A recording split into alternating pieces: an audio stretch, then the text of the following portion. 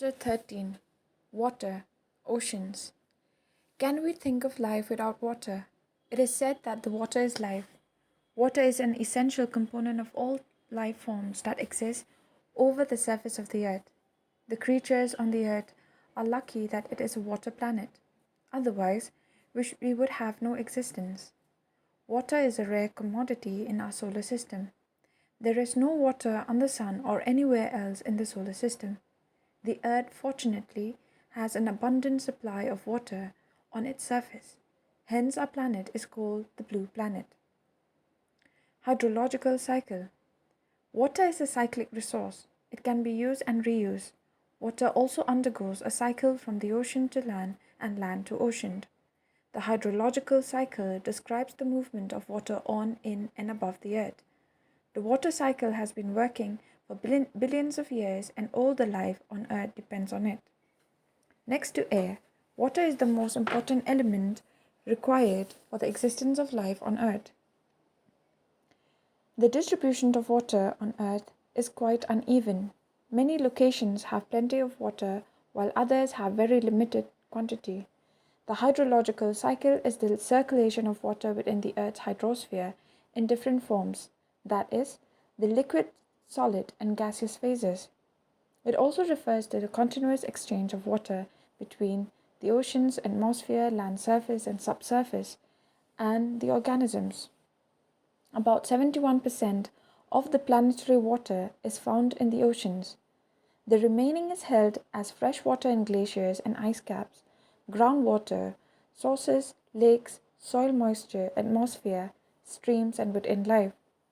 Nearly 59% of the water that falls on land returns to the atmosphere through evaporation from over the oceans as well as from other places.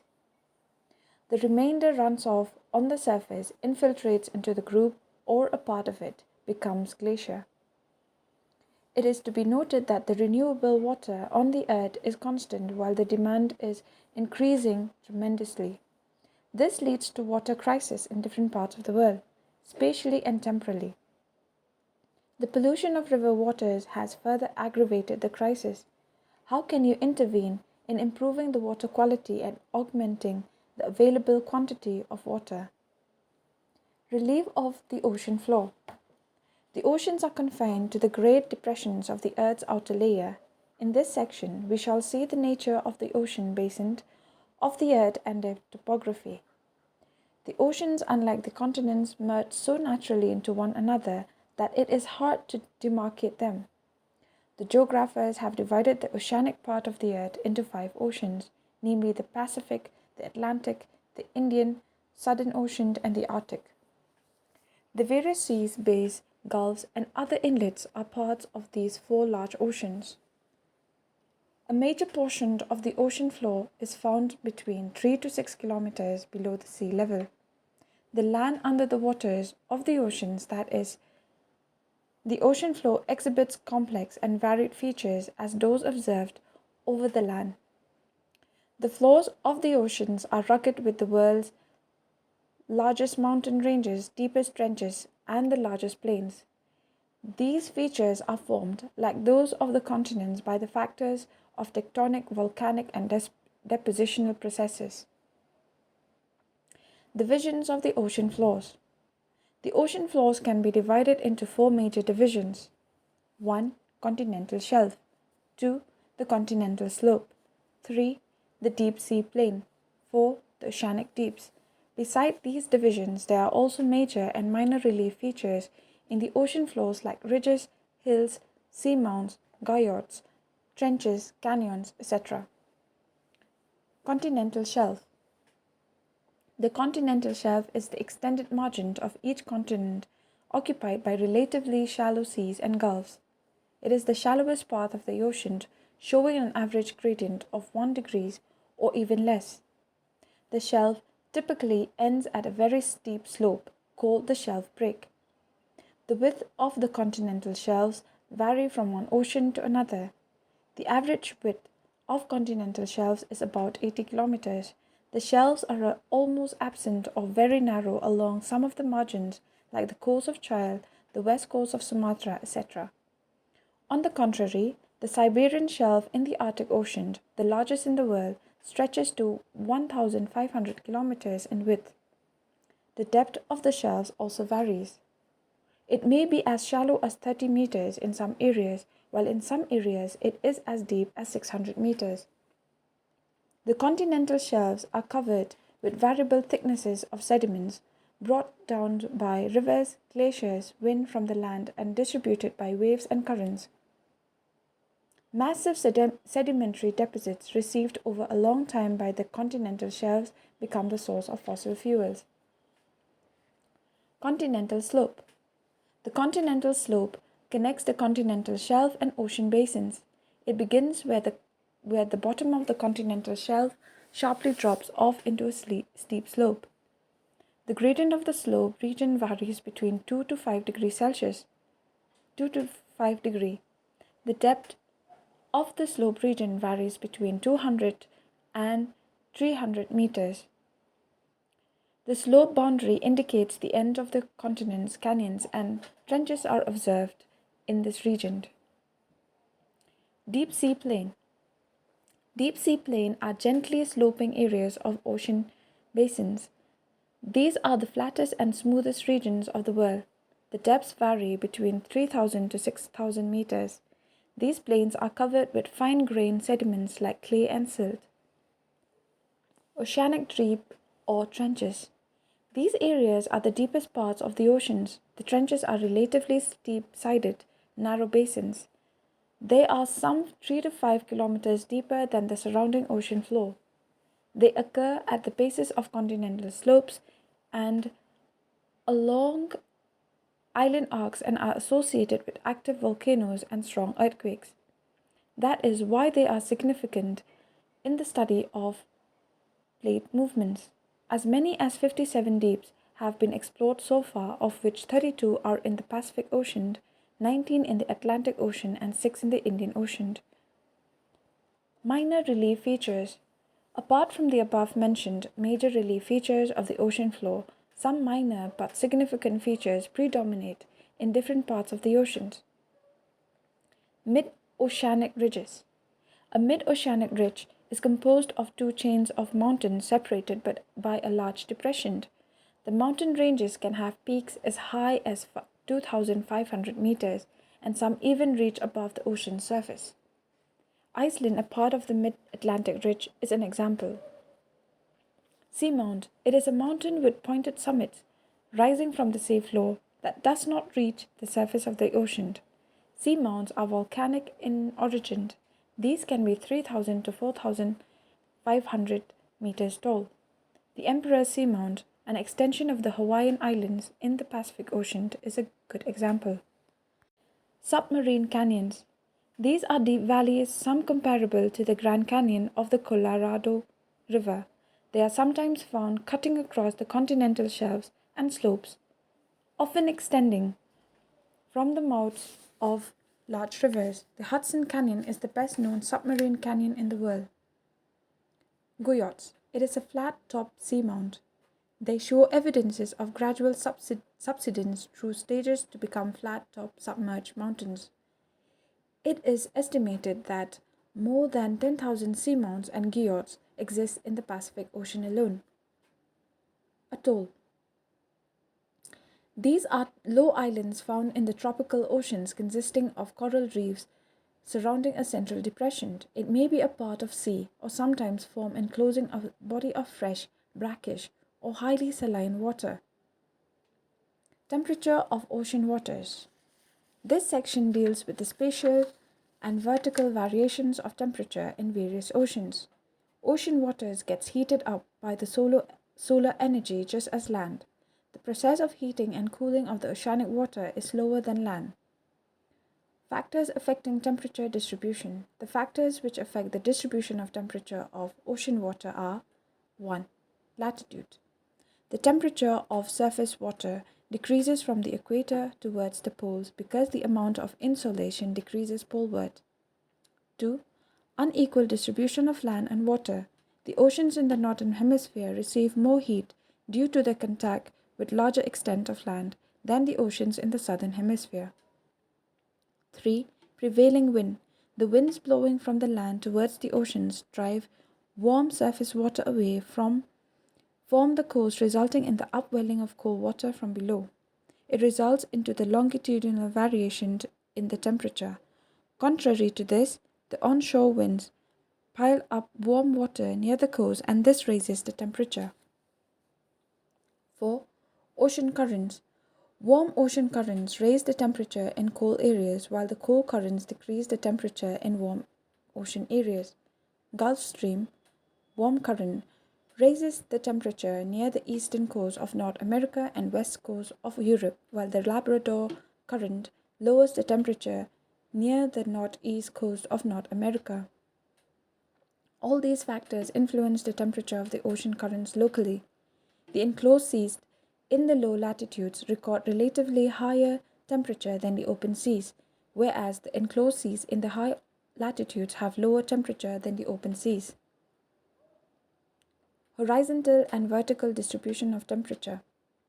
The temperature depth profile for the ocean water shows that how the temperature decreases with the increasing depth. The profile shows a boundary region between the surface waters of the ocean and the deeper layers. The boundary usually begins around 100 to 400 meters below the sea surface and extends several hundreds of meters downward. This boundary region from where there is rapid decrease of temperature is called the thermocline.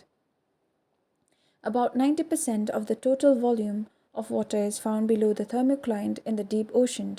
In this zone, temperatures approach 0 degrees Celsius. The temperature structure of oceans over middle and low latitudes can be described as a three-layer system from surface to the bottom. The first layer represents the top layer of warm oceanic water, and it is about 500 meters thick with temperatures ranging between 20 degrees and 25 degrees Celsius. This layer within the tropical region is present throughout the year, but in mid-latitudes it develops only during summer. The second layer, called the thermocline layer, lies below the first layer and is characterized by rapid decrease in temperature with increasing depth. The thermocline is 500 to 1000 meters thick. The third layer is very cold and extends up to the deep ocean floor. In the Arctic and Antarctic circles, the surface water temperature are close to 0 degrees Celsius and the temperature change with the depth is very slight.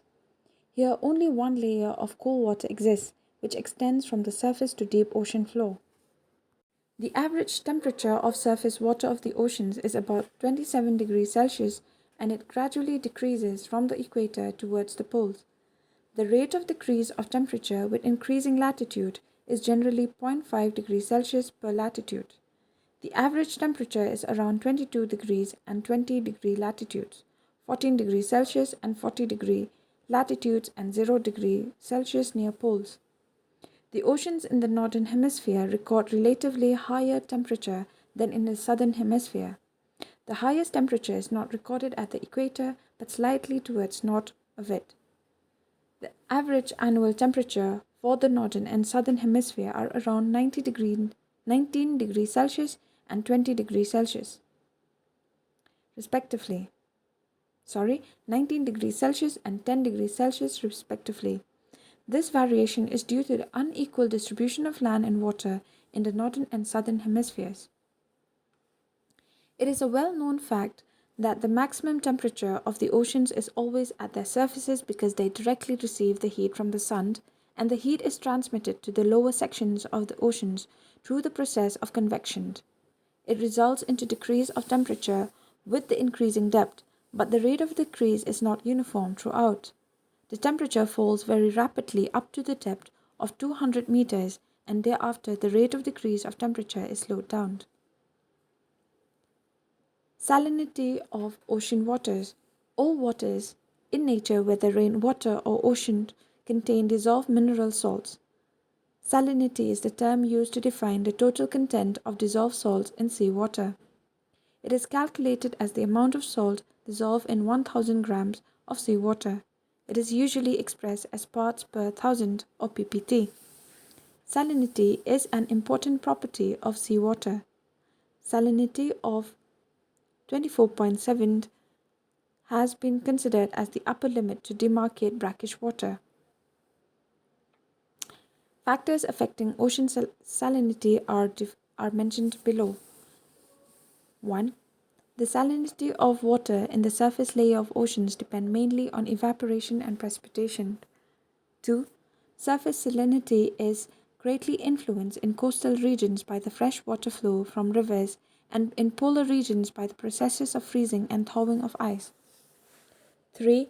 Wind also influences salinity of an area by transferring water to other areas. 4. The ocean currents contribute to the salinity variation. Salinity, temperature, and density of water are interrelated. Hence, any change in the temperature or density influences the salinity of water in an area. The highest salinity in water bodies: Lake Van in Turkey, 330 parts per million, parts per thousand; Dead Sea, 238 parts per thousand; Great Salt Lake, 220 parts per thousand. Horizontal distribution of salinity. The salinity for normal open ocean ranges between 30 parts per thousand and 37 parts per thousand. In the landlocked Red Sea, it is as high as 41 ppt, while in the estuaries and the Arctic, the salinity fluctuates from 0 to 35 ppt seasonally. In hot and dry regions where evaporation is high, the salinity sometimes reaches to 70 ppt. The salinity variation in the Pacific Ocean is mainly due to its shape and larger real extent. Salinity decreases from 35 ppt to 31 on the western parts of the northern hemisphere because of the influx of melted water from the Arctic region. In the same way, after 15 degrees to 20 degrees south, it decreases to 33 ppt.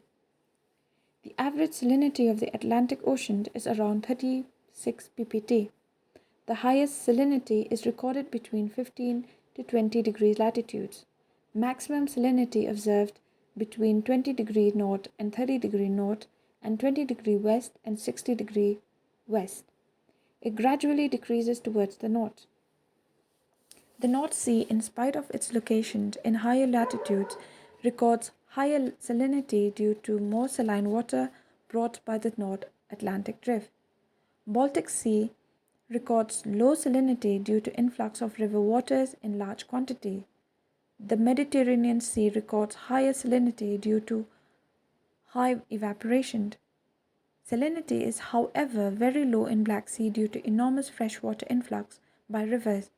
See the atlas to find out the rivers joining Black Sea. The average salinity of the Indian Ocean is 35 ppt. The low salinity trend is observed in the Bay of Bengal due to influx of river water. On the contrary, the Arabian Sea shows higher salinity due to high evaporation and low influx of fresh water. Vertical distribution of salinity. Salinity changes with depth, but the way it changes depends on the location of the sea. Salinity at the surface increases by the loss of water to ice or evaporation, or decreases by the input of fresh waters, such as from the rivers. Salinity at depth is very much fixed because there is no way that water is lost or the salt is added. There is a marked difference in the salinity between the surface zones and the deep zones of the oceans. The lower salinity water rests above the higher salinity dense water. Salinity generally increases with depth, and there is a distinct zone called the halocline where salinity increases sharply. Other factors being constant, increasing salinity of seawater causes its density to increase. High salinity seawater generally sinks below the lower salinity water. This leads to stratification by salinity. End of chapter 13.